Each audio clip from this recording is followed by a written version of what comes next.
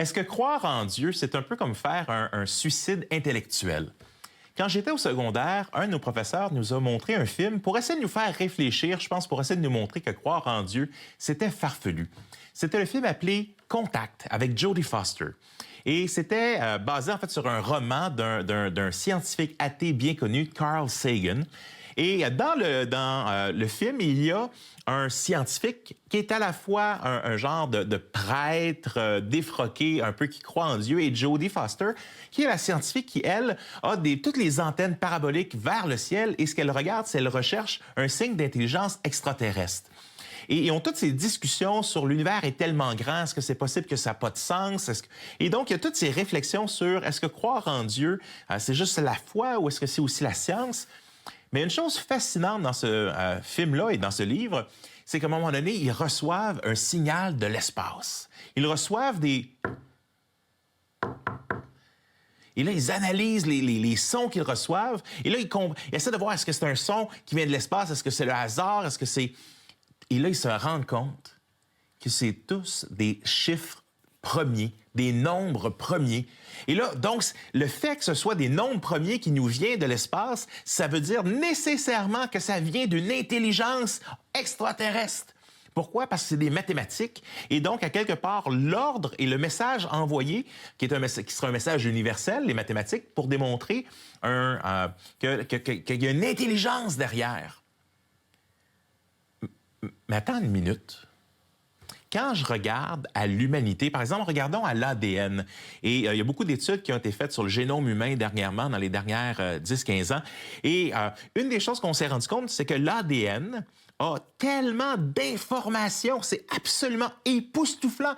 Mais une autre découverte qui a été faite encore plus récemment et qui a un deuxième niveau d'information qui est dans l'ADN. Pour donner une image un peu, là, je généralise, bien, c'est un peu comme si je prenais des lettres de Scrabble, je les lançais dans les airs, ça retombait et ça faisait un mot dans les deux sens. J'ai fait l'exercice des fois dans des camps avec des jeunes et je leur donne des lettres de Scrabble et je leur donne, OK, vous avez 30 secondes pour former le mot le plus grand possible. Là, ils se dépêchent. Puis bien sûr, souvent, ils n'arrivent pas. Et après ça, je leur donne un défi encore plus grand. Je te donne même 3 minutes pour faire un mot qui fonctionne dans les deux bords. Et là, ils se rendent compte, wow, c'est vraiment pas facile d'écrire un mot qui s'écrit des deux bords. L'évidence de l'ADN, si des simples chiffres premiers qui viennent de l'espace seraient une preuve d'une intelligence derrière, eh bien, notre ADN, qui nous sommes, la gravité, les lois de la physique et les autres choses, nous démontrent qu'il doit y avoir un créateur, une intelligence créatrice derrière. Vous savez, Carl Sagan, l'auteur de ce livre-là, on lui a posé la question, est-ce que tu penses que Dieu existe? Voici ce que Carl Sagan va dire. L'idée que Dieu est un immense bonhomme blanc barbu qui est assis dans le ciel et qui gère la chute de chaque colombe, c'est ridicule. Mais si Dieu, ça veut dire un ensemble de lois physiques qui gouvernent l'univers, alors il y a clairement un Dieu. Mais ce Dieu est émotionnellement insatisfaisant. Cela ne fait pas grand sens de prier à la loi de la gravité. Donc Sagan est capable, il regarde le monde, il dit, c'est évident qu'il y a un principe, il y a quelque chose qui a ordonné l'univers. Pourquoi? Parce que l'évidence, elle est là. Par contre, il ne veut pas se rendre à l'idée que ce Dieu est le Dieu de la Bible, parce que ça a des implications. Parce que si le Dieu de la Bible existe et puis qu'il a transmis une révélation, si dans le film, les extraterrestres font juste donner des chiffres premiers, mais ils pourraient aussi envoyer un message, puis ils pourraient essayer de communiquer. Donc, l'idée, si un Dieu existe, puis qu'il désire communiquer, bien, il faut qu'il le fasse dans une façon que nous, on va le comprendre. Puis c'est justement ce qu'on a avec la Bible.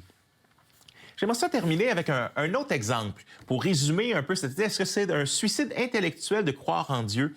Eh bien, vous allez avec votre neveu sur une île déserte, en bateau, et vous vous rendez et vous vous promenez sur la plage où il n'y a personne qui vit sur la plage. Et tout d'un coup, votre neveu, sur la plage, voit quelque chose qui capte son intérêt. Il arrive à côté et c'est une console de jeu PlayStation 5. Quelque chose qui est quasiment introuvable partout, même dans les magasins quand tu essaies de le trouver. Et là, il dit « Wow, c'est extraordinaire! D'où est-ce que ça vient? » Mais à un moment donné, c'était une roche. Puis avec beaucoup de temps, c'est devenu autre chose. Puis là, les circuits se sont mis ensemble tout seuls. Le neveu va te regarder et dire, mais voyons donc, mon oncle, ça fait aucun sens. Pourquoi? Parce que le PlayStation 5, c'est une console où il faut qu'il y ait des années d'avancement technologique, il faut qu'il y ait des scientifiques pour l'avoir mis ensemble, il faut qu'il y ait des circuits électroniques qui ne se trouvent pas dans la nature, donc ça doit avoir été fabriqué. Personne n'arriverait à la conclusion devant un PlayStation 5 sur une plage qui est arrivé là tout seul, qui est arrivé là par hasard. Pourquoi? Parce qu'il y a un design, il y a une création derrière. Et de la même manière, quand on regarde qui nous sommes la machine, nous sommes l'ordinateur la plus avancée de tous les ordinateurs que l'on a. Eh bien, si on croit que ça, c'est venu par hasard, je pense que ça ne fait pas de sens. Fait que non, je pense qu'on peut être sûr que les évidences qu'on a pointent vers un Dieu créateur et que les évidences nous disent non, c'est pas fou de croire qu'il y a un Dieu derrière ce monde. En fait, je te dirais, il faudrait même fermer nos yeux d'une certaine manière pour dire je veux pas voir l'évidence. Pourquoi? Parce que je veux pas que ce Dieu s'implique dans ma vie. Je préfère être mon propre Dieu. Denise Bombardier écrivait dans une chronique dernièrement, elle dit le problème dans notre société, c'est que tout le monde se prend pour Dieu. Le je me moi, et ça nous amène à des places horribles. Mais je pense qu'elle a raison. On veut rester notre propre Dieu. Mais justement, ce Dieu qui a créé le monde, qui t'a créé, qui m'a créé, mais il veut aussi te parler.